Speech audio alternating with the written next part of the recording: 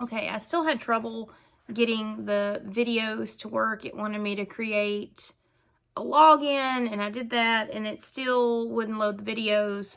So I'm going without the videos. So domain 2 is the classroom environment. So 2A is creating an environment of respect and rapport. That's your teacher interaction with students and your student interactions with other students. So in a gen ed classroom, you establish your classroom procedures, you establish your classroom rules, you establish what's going on, and it's the respect and rapport. There's lots of different ways you can go about respect and rapport. I saw, I guess it was a Facebook, YouTube short, something about honest. It's the honest teacher vibes thing, and Mr. Dannenbring, I think was his name, was talking about his classroom management strategy. He was just going to be the young, cool teacher. And he said he got about 3 days in, and he realized that that's not a classroom management strategy. And he's right. You have to have respect and rapport. But it's been my experience that you have to give respect to get respect in return. And it's interesting to see how when you build that respect level in your classroom, that students will start checking other students and be like, hey, that's not cool. We don't do that in here. That's not okay in here. One thing in my classroom, I don't allow shut up. I tell students that's disrespectful. There are other ways that we can tell someone that, hey, I need you to calm down or quiet down. We also don't allow derogatory, retard, you're slow, you're dumb, you're stupid. We don't talk and we don't speak like that to one another because it's very disrespectful. Many of my students know that my son is handicapped, and it has gone a long way into educating other students about disabilities, because not many of our students have a chance to interact with students who have severe disabilities. And a lot of our students have IEPs, and they respect that level of respect given in the classroom. So, and again, the students are starting to call out other students. That's not cool. We don't say that in here. Or you don't say that, it's not okay. And just because it's a rule in Ms. Hipp's class doesn't mean it shouldn't be put into place in every other class. Establishing and creating a culture for learning. The importance of your content. So in art, people think it's a fun class, it's a blow-off class, but once we really start digging into sculpture and artists and looking at their talent and what they had to work with, and where they didn't have modern technology to make or mix paint, they had to do this on their own. They have to, derive the colors from different flowers and dyes and things like that. They really start sinking their teeth into the subject. With special ed, content is crucial, but again, you're modifying content to the student's ability. And again, I have 7 different students. I have 7 different modification levels. So your content is your meat and potatoes of what you do every day. Expectations for learning and achievement. My students know I expect them to give me their best effort every single time, and if they have questions, I'm more than happy to help them understand the material. And I also have students who bring me material from other classes, and they say, you explain this in a way that I can understand, so can you explain, this world history to me? Can you explain what he wants, because I don't understand this teacher's rubric? Can you explain to me what they're asking of me? Last year, a lot of students were reading Fahrenheit 451, and they didn't understand that. So I turned it into an art assignment to where they had to draw and demonstrate a drawing for understanding. So that's learning and achievement. And then their pride in their work.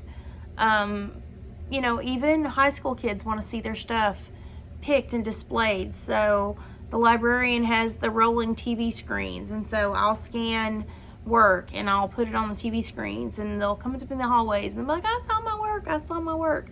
It's just that pride in their work. And once they realize that, hey, you are watching and you are paying attention, they'll give you everything that they have.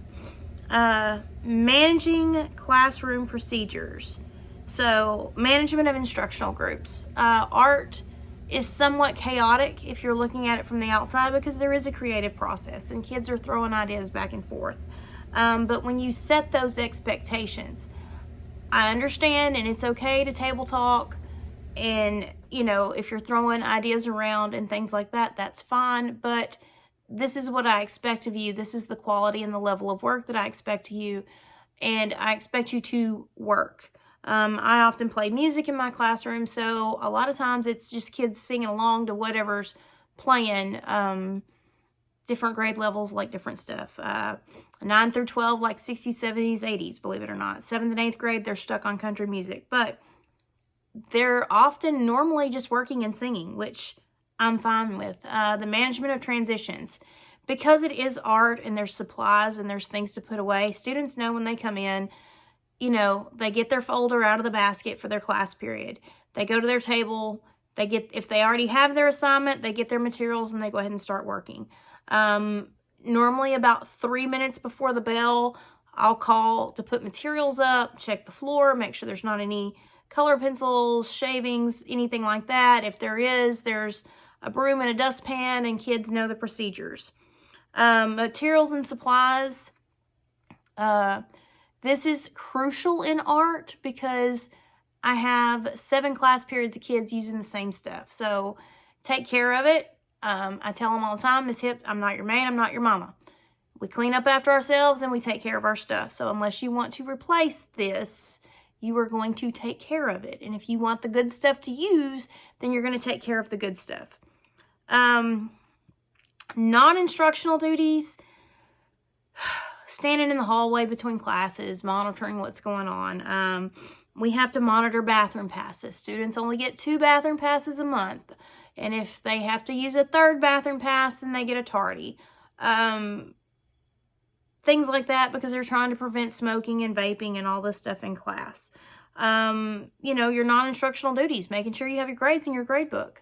So when people check home access, that they can check their stuff. Supervision of volunteers and paraprofessionals. I've never had any classroom volunteers, but I have had paraprofessionals in the past, and I do have paraprofessionals currently, and those paraprofessionals are essential to what we do every day in SPED.